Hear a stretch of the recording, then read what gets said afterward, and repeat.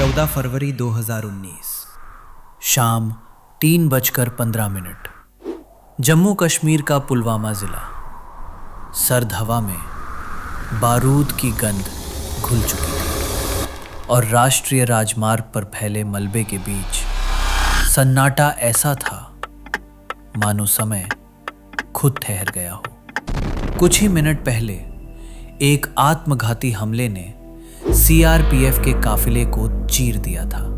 दर्जनों जवानों की शहादत ने पूरे देश को एक ऐसे अंधेरे में धकेल दिया जहां केवल गुस्सा, शोक और बदले की आग थी। उसी समय दिल्ली में एक कमरे की खिड़की के बाहर सूरज धीरे धीरे ढल रहा था और अंदर एक व्यक्ति चुपचाप बैठा था, अजीत डोभाल। उनके सामने कोई कागज नहीं था, कोई फाइल नहीं, केवल एक गहरी खामोशी जिसमें हर सेकंड एक नए निर्णय का बोझ बनकर उतर रहा था। शाम 4:02 नई दिल्ली, साउथ ब्लॉक। देश के सबसे सुरक्षित गलियारों में असामान्य हलचल शुरू हो चुकी थी। फोन लगातार बज रहे थे। स्क्रीन पर एक के बाद एक रिपोर्ट्स उभर रही थी। लेकिन उस शोर के बीच अजीत डोभाल की नजरें बिल्कुल स्थिर थी। हर सूचना सिर्फ एक खबर नहीं, बल्कि एक संभावित दिशा थी।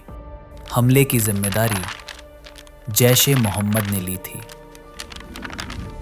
पर असली सवाल ये नहीं था कि हमला कैसे हुआ। असली सवाल ये था कि जवाब कैसे दिया जाएगा। शाम 5:40 प्रधानमंत्री आवास।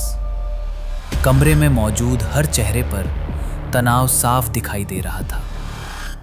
नरेंद्र मोदी के सामने अजीत डोभाल ने बिना किसी भाव के पूरी स्थिति रखी। शब्द कम थे, लेकिन हर शब्द के पीछे एक स्पष्ट संकेत था। ये केवल एक आतंकी हमला नहीं था, ये एक चुनौती थी और उसका उत्तर साधारण नहीं हो सकता था।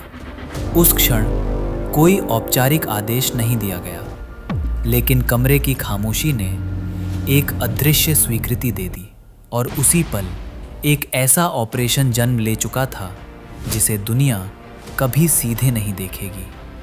रात 7:10 राष्ट्रीय सुरक्षा परिषद का वॉर रूम। दीवारों पर डिजिटल मैप्स चमक रहे थे। उपग्रह चित्र लगातार अपडेट हो रहे थे।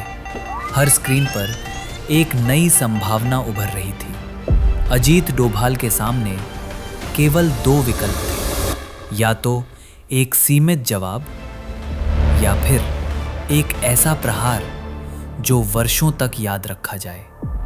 उन्होंने दूसरा रास्ता चुना। ये निर्णय केवल सैन्य नहीं था, ये मनोवैज्ञानिक भी था। लक्ष्य केवल आतंकियों को खत्म करना नहीं, बल्कि एक संदेश देना था। रात 9:25 गोपनीय संचार नेटवर्क सक्रिय हो चुका था। भारतीय वायुसेना, खुफिया एजेंसियां, रणनीतिक विशेषज्ञ सब एक ही धागे में जुड़ चुके थे। हर इनपुट, हर लोकेशन, हर समय सीमा एक जटिल पहेली की तरह जुड़ रही थी।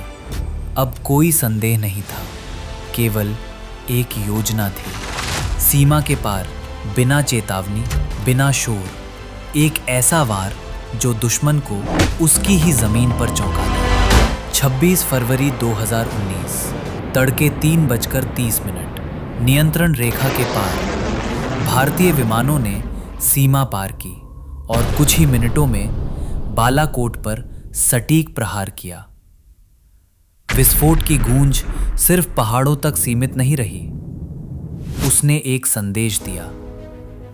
ये नया भारत है जो जवाब देने में देर नहीं करता। दिल्ली में अजीत डोभाल की आंखों में पहली बार एक हल्की सी संतुष्टि दिखाई दी।